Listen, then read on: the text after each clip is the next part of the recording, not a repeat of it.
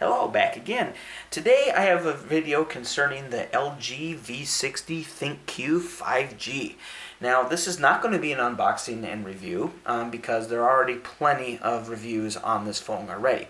And for good reason. It's an interesting and, from what I can tell, a very good phone.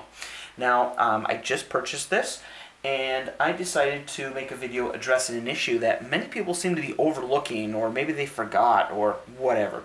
And what that is how to protect the screen. Now, for any other phone except for this one and the Galaxy Fold, the idea of a screen protector and how to put it on is pretty straightforward. Apply it to the screen and voila, you're done. However, with the Fold, for obvious reasons, that's going to be very tricky. You need a folding screen protector. However, for this, since the screen doesn't actually fold, but rather you have two screens side by side, some people think it's almost like a dual phone, but since the screen itself is not folding, it should just be a matter of putting on double the screen protector, right? One for the dual screen attachment and one for the main handset. However, in my shopping around for getting a screen protector for this phone, I noticed that whether it was online or at the T-Mobile store, although I can find a screen protector for the V60 ThinkQ 5G, it's only one screen protector in the box. So, and some of them will go as far as actually saying, not for dual screen. And the only reason I can assume is when it closes up, like a book, you're going to have two glass screen protectors trying to take up the area in between the screens. And that might just be too much material in between. It might not fold correctly, or it might mess up, or one of them might crack. I'm not sure because I have not tried that. I took the warning and just said, I'm not going to go ahead and do that. So, what is one to do? Alright, so I went ahead and purchased these. So Zen-Tech. Now, I have actually never heard of this brand. I mainly picked it because they made one for my phone, and it was a thin film as opposed to tempered glass. So anyway, they call them premium screen protectors. They evidently give you some kind of warranty, and these little icons are just telling you how it's easy to apply. It has what they call real touch, which means I think it's supposed to feel like you're touching the screen and not a thin piece of plastic. It's anti-bubble, doesn't necessarily mean no bubbles. You'll still have to take care when you put this on, but it's supposed to alleviate having too many bubbles. We'll see if that holds up. And also it's anti-scratch, well, because yeah, it's a barrier over your phone. Easy to install / remove, residue free. That's a very important thing because if you have to apply, you don't want gum all over your phone screen. So anyway, and durable protection against scratches and dust and blah blah blah. Okay, and there's the steps on how to put a screen protector. Now, and by the way, yes, there's more than one in here because remember, yeah, two screens. Okay, so my hypothesis on this, because I haven't even opened this yet, but is that these will be thinner than the tempered glass counterparts. And therefore I should be able to fit two screen protectors, one for each screen, and close the phone without any problems. Alright, so here you go. I have both screen protectors installed. On the right there is the actual phone, and then on the left is the dual screen. And yes, I know there are a few little bubbles in there. Actually, those are from very, very, very small little pieces of like lint or dust. And when they get under there, they make these little bubbles.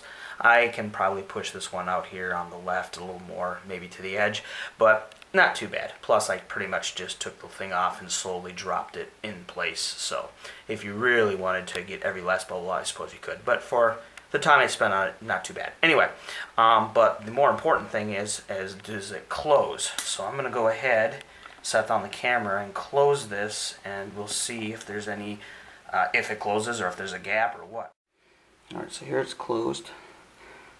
You might see a little space there, but I personally don't think it closes absolutely flush.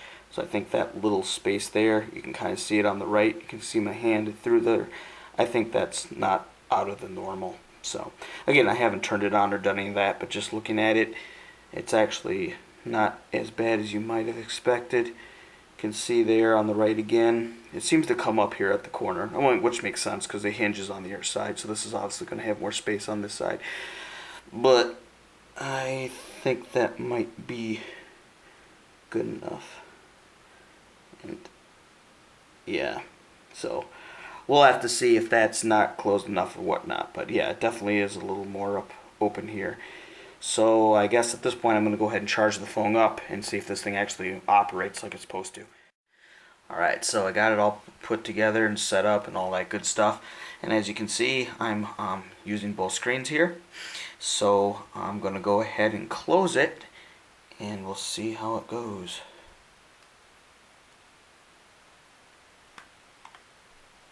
Alright, so you probably heard two noises there. The first was the actual physical noise of the screen closing, and the second is a sound that the device makes to let you further know that it closed. So, alright, here we are again, same scenario, same screen I pulled up before. The lights are off here in the room almost completely. I have a little light by my side so I can not trip and fall. But anyway, but in essence, you'll see that the screen's pretty dim now, and that's just because the phone has detected there's hardly any light in here, and hence it's dimmed the screen by quite a bit, right? So smart adaptive screen lighting, or whatever you want to call it. Okay, so but the point is we got the screen on, and now I'm going to go ahead and close it, and the light should go off. So here we go. Alright, so we see that front display popped on, and that happens when you close it, so that's one sign we know it's closed. And the other is here, you can hardly see it. I'll bring in a side light just to show you. I'm actually holding the phone up. See, there's the phone. Now I'll take that little light away, and you see that there's no light coming from the side of the phone.